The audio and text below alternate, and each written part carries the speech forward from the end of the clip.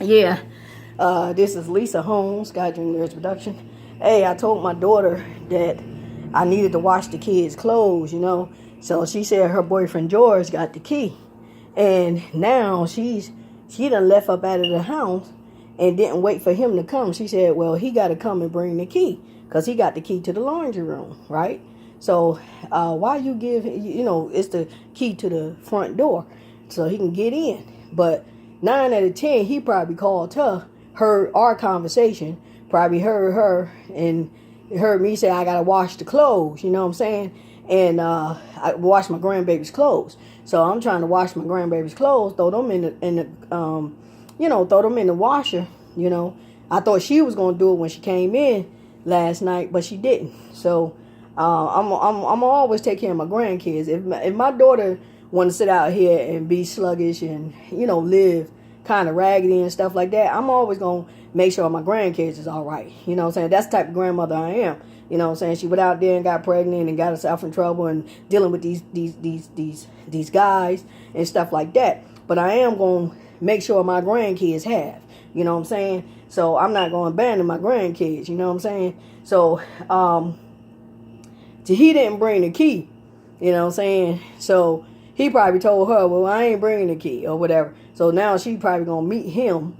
And all this shit gonna be, you know what I'm saying? Because they probably getting bad reports about she ain't helping, she ain't doing this, and I ain't got no help. I ain't got no help from my mama, you know what I'm saying? So that's the type of people it is, these millenniums or whatever type of community they trying to build or whatever. But I'm all for my child. My child ain't grow up wanting nothing.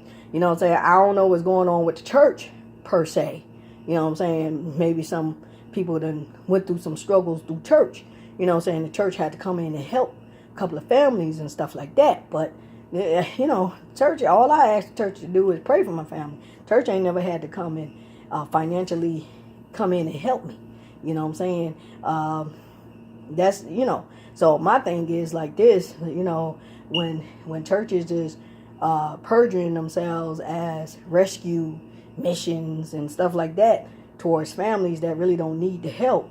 You know what I'm saying? When you sitting over here paying your tithes and offerings to the church, and you paying your tithes and offerings, or you giving, gifts and stuff, and you making sure the household has and stuff like that, I think that's wrong. You know what I'm saying? But they got to deal with God with their conscience.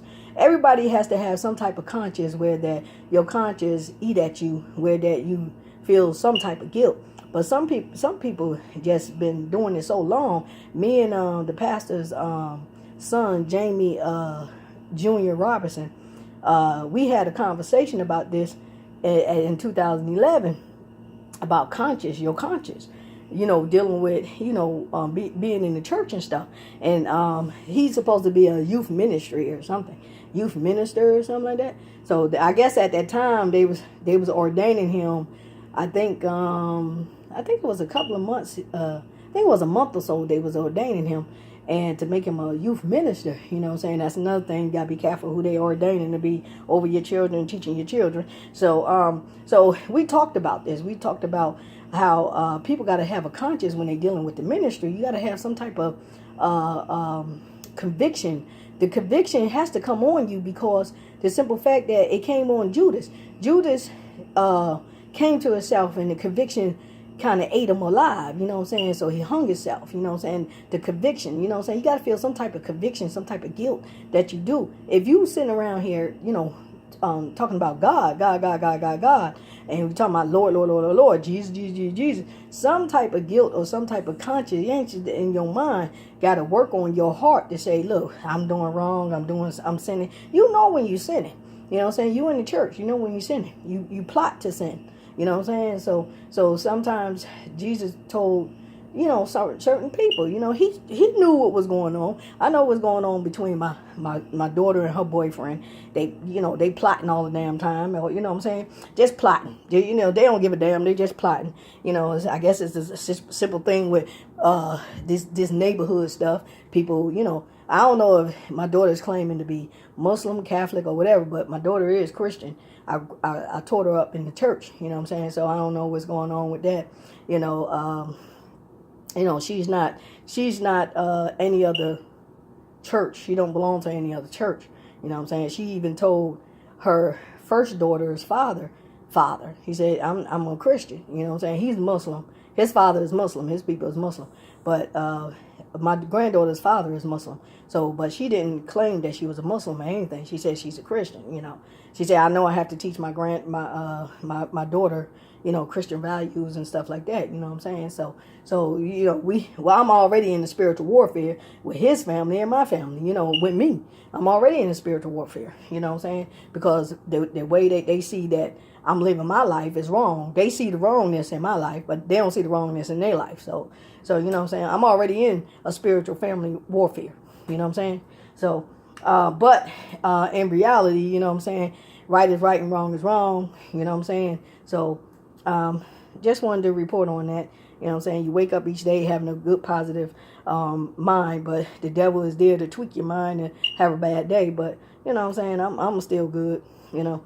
Okay, she's not going to bring the key. She could have just told him to drop the key off or whatever, but I guess Darlene telling everybody what to do if they want some money, or, you know what I'm saying, somebody holding something over somebody's head. So I'm just going to kick back and let them keep doing this. One way they got to be tired, and somebody going to tell on somebody. I don't know. You know, so somebody going to tell on some damn body. So, you know what I'm saying, you got to have some type of guilt in you to say, man, this is going on 8 years that we really messing with her or whatever. You know what I'm saying? So I don't know. You know, somebody, you know, somebody's getting paid off the top or whatever. You know, like Matthew, he get his share off the top, and you get the crumbs. You know what I'm saying?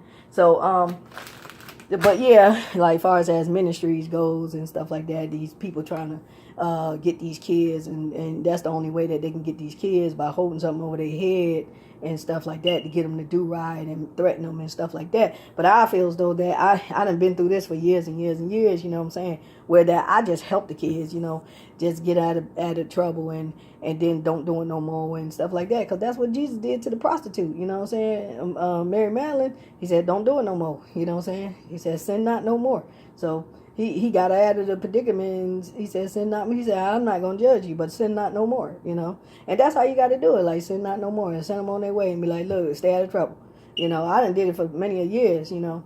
But, you know, you got to have some type of way where that you got to want to be free somehow, you know what I'm saying. You can't let people hold things over your head that you didn't do, or you're not like so bad of a person that they have to keep hanging over your head, you know what I'm saying. Now, God will hold it over your head, because you got to remember the guy that owed the debt, and God set him free, you know what I'm saying. And then years later, he ended up letting somebody borrow some money, and the person didn't give it back to him, and he was trying to go after him, and God reminded him. God came to him and said, you know, didn't I set you free from debt? You know what I'm saying? So yeah, sometimes you got to forgive people when they put you in debt and stuff like that. I forgiven a lot. I forgiven like all my family members that put me in debt. I forgave them and everything, stole money from me and everything. So I forgave them and moved on with my life, you know what I'm saying. Now here I am back again, you know what I'm saying, trying to get my, you know, my studios and stuff up, and here it is, somebody holding something over my head that I didn't even do, you know what I'm saying. Somebody done ran to somebody and got me in trouble, and I'm just waiting for them to come to themselves and feel some type of guilt and conviction or whatever, and you know the only way they could be free, they set me free, you know what I'm saying.